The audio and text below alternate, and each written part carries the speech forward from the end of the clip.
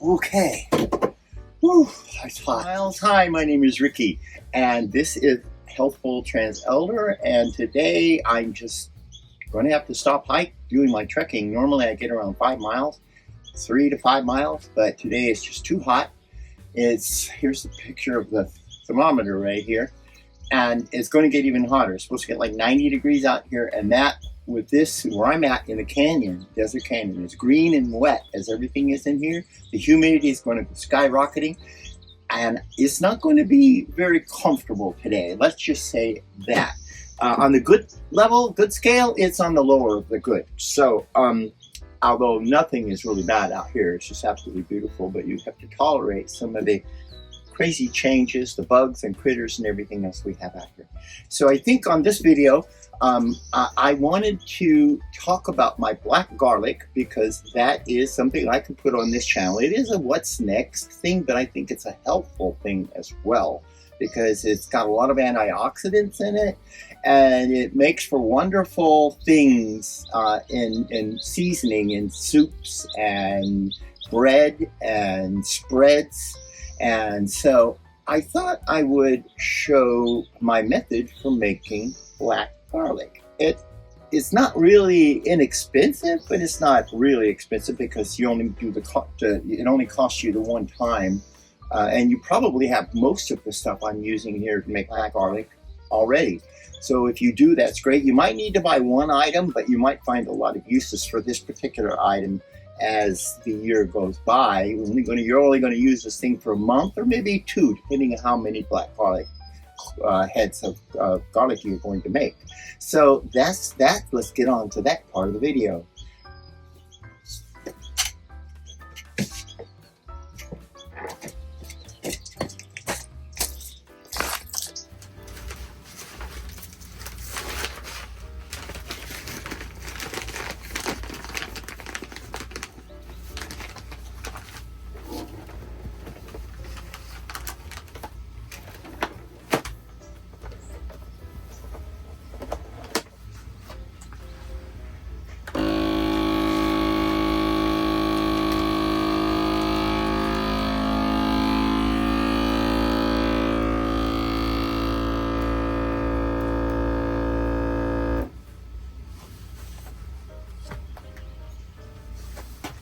This is a very simple way of making this black garlic.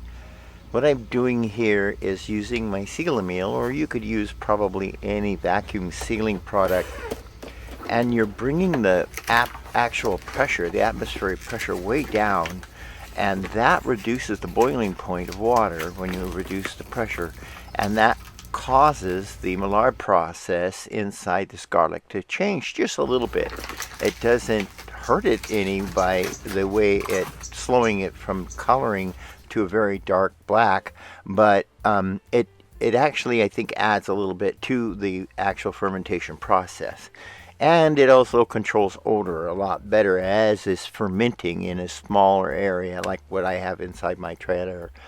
I've got 10 heads of garlic here, and I'm using these bags that I've divided in 2 so I can ferment 2 garlic heads at one time, and then I store 2 at a time, use 2 at a time. That's how many I go through in one jar before I open up another one of these Seal-A-Meal bags. The good thing about these things is that it'll store in the cabinet. I keep it in the refrigerator. You could even freeze it. It'll probably last years in the freezer. But they hold really, really well in those little Seal-A-Meal bags. Now what I've got here is one of the crock pots. It's not crock pot. It's just a slow cooker, and I broke the lid, so I made lids out of cardboard and used duct tape and foil to just make it an insulating top. That's all I'm looking for, is just to make sure I insulate this thing really well. Now, I'm showing you the product. I don't sell this. I'm not getting any revenue for this product, but I'll be showing you. You can see the name of it pretty soon here too. And I'm going to be using this in the middle of that probe. Will be going in there shortly. So it'll hold 5 or 10 heads of garlic, this method here. And that little small, I think, is a quart and a half crock pot. This is one of the smallest ones. As you can see, it's pretty small. And then what I'm going to make sure that I do right about this point is make sure the probe goes in the middle, right in the middle of all of those cloves. And that way I know that the very center is what I'm looking for. And as you'll see towards the end, I'm going to drive to a temperature of about 145. Actually, I boosted it up to 146 and just an extra degree for whatever reason. I'm going to see if that makes any difference. So I'm placing them all inside this little slow cooker, and they fit real well. I'm not jamming or cramming them in there. They all fit nicely in there. I don't have to really smash it or anything. And now I'm going to put the tops on, and since I don't have anything else to really hold it down well, I'm using duct tape. This is pretty cheap duct tape. It tears real easy and it comes off real easy. So that's what I'm using to seal this slow cooker with. Now I'm going to go around that thing and make sure it's sealed real good. And one of the reasons why I want to do that, it helps control some of the aroma that comes off of these. Believe it or not, that garlic can actually go through that seal meal bag. You can actually smell it through that bag, which I was kind of blown away. Oh, I forgot to put the aluminum one underneath it first, but it doesn't matter. Not with the way I do this right now. I just want to get a lot of insulation on the top of the little slow cooker. And as you see, I've got the slow cooker on just warm, not low, on warm. Now, it's kind of easy to turn it upside down. Now I'm using these plastic bags, the grocery bags, to seal it up.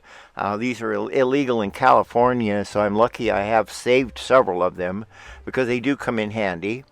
And I tie this whole bag up one on the bottom, and then I put another one on the top.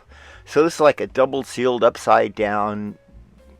It turns into a nice big giant round ball, but it's all sealed. It's not totally hermetically sealed, but it's pretty well airtight. As far as drafts or anything like that.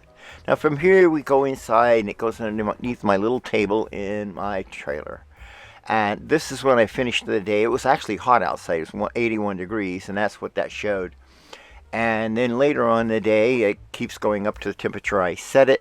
And the next day, it's holding at 145.